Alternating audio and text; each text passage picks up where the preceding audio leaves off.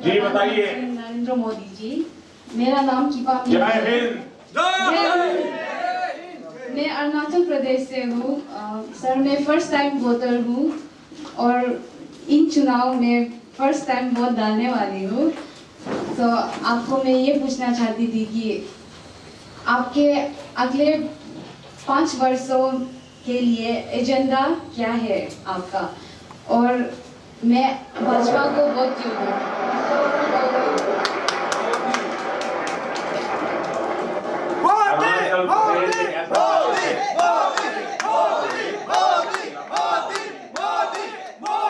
वहाँ के नागरिकों को मिलेंगे तो आपको वो ग्रीट करते हैं जय हिंद से।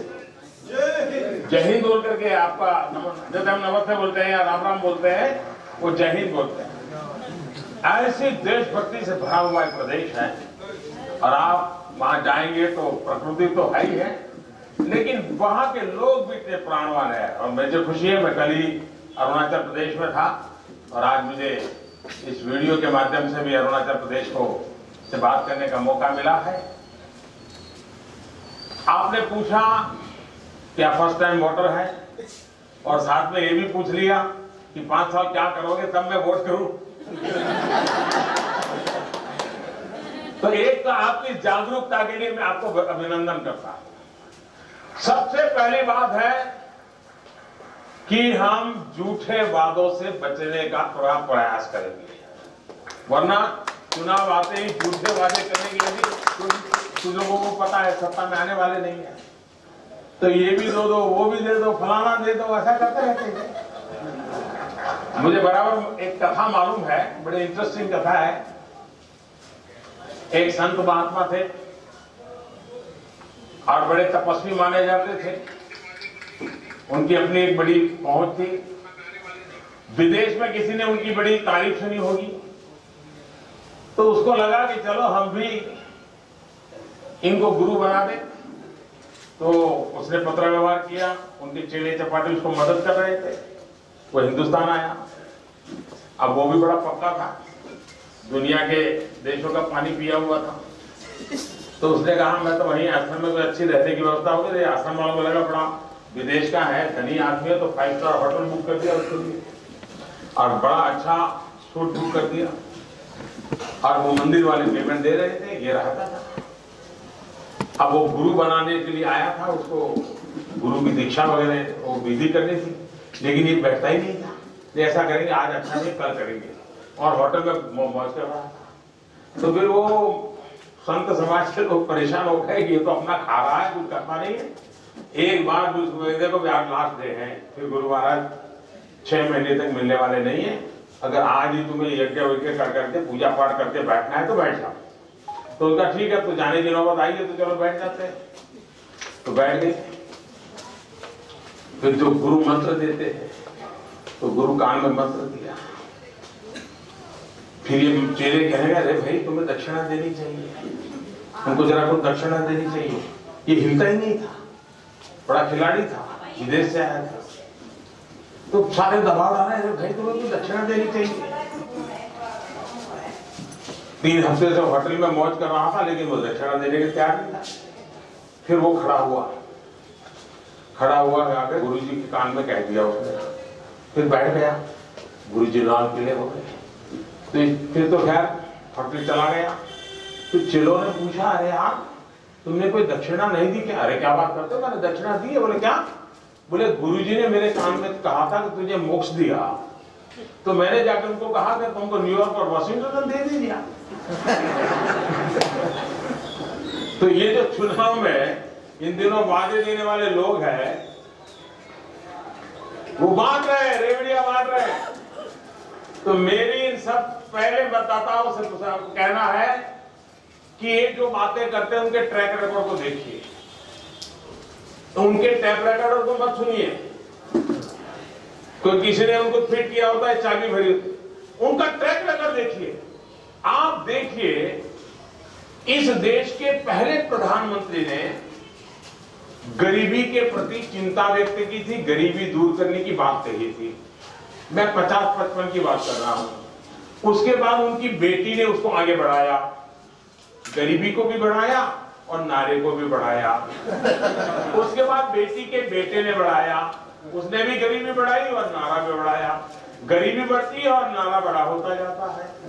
फिर बेटे की बेटी की भिड़ों ने रिमोट कंट्रोल से देश चलाया 10 साल, उसने भी आगे बढ़ाया।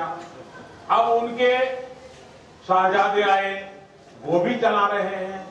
अगर आप ट्रैक रिकॉर्ड देखोगे, अगर 4 पीढ़ी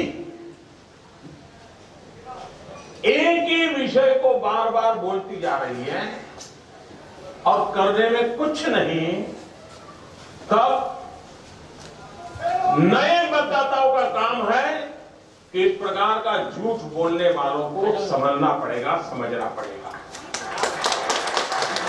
दूसरा, आपने मुझे कहा कि मैं क्या करूंगा। पहला काम तो मैंने बीच में एक सभा में कह दिया था कि कुछ लोगों को मैं 2014 से 2019 तक जेल के दरवाजे तक ले गया।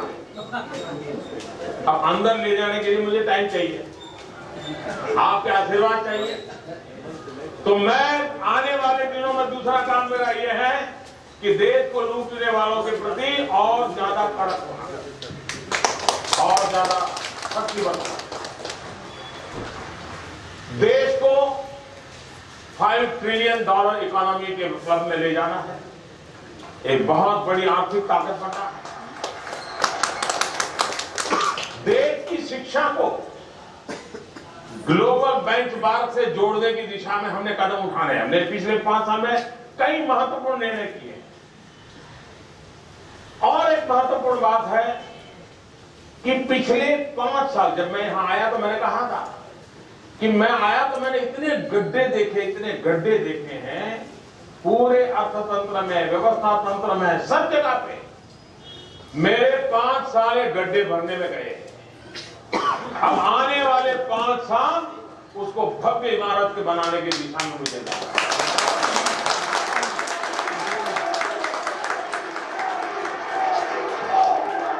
दूसरा, गत 5 वर्ष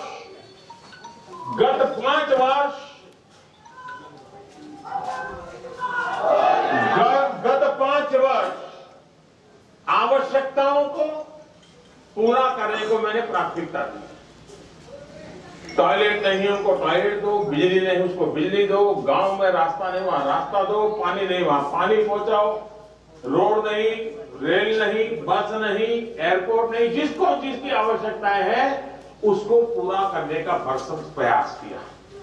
5 साल मेरा आवश्यकताओं की पूर्ति को बल देने वाला था। उसमें जो कमी रह गई है उसको पूरा करना है।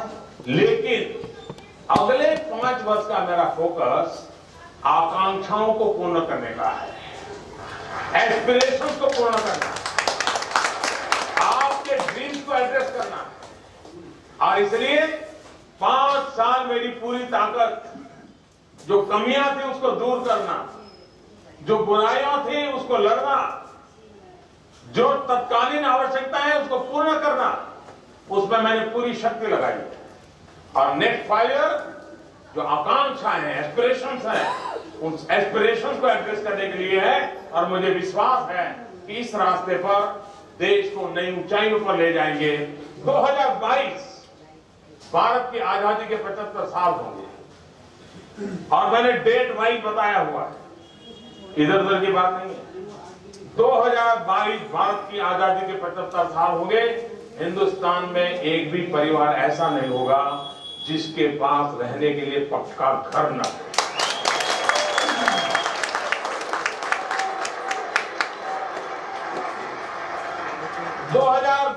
आजादी के 75 साल होंगे। मेरा सपना है हिंदुस्तान के किसान की आय दोगुना हो। $5 ट्रिलियन इकोनॉमी बढ़ते में जाना है तो इसके मूलभूत एक पहलू हैं जिस पर बल देना है। ऐसे अनेक सपने लेकर के हम चले हैं और उन सपनों को पूरा करने के लिए आपके आशीर्वाद चाहिए।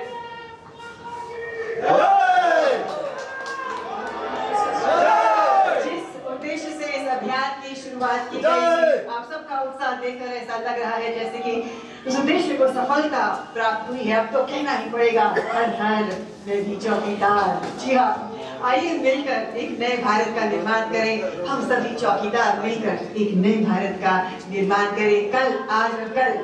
आप सबका बहुत बहुत धन्यवाद। देश भर में सभी वरिष्ठ नेता भी समय निकाल करके आए, इस कार्यक्रम में जान भर दी और चौकीदार स्पिरिट को हमने आगे बढ़ाना है। हर क्षेत्र में हर जिम्मेवारी को एक चौकीदार के नाते निभाना है और मुझे विश्वास है कि एक मतदाता के रूप में भी एक मजबूत सरकार बनाने की चौकीदारी भी आप करेंगे।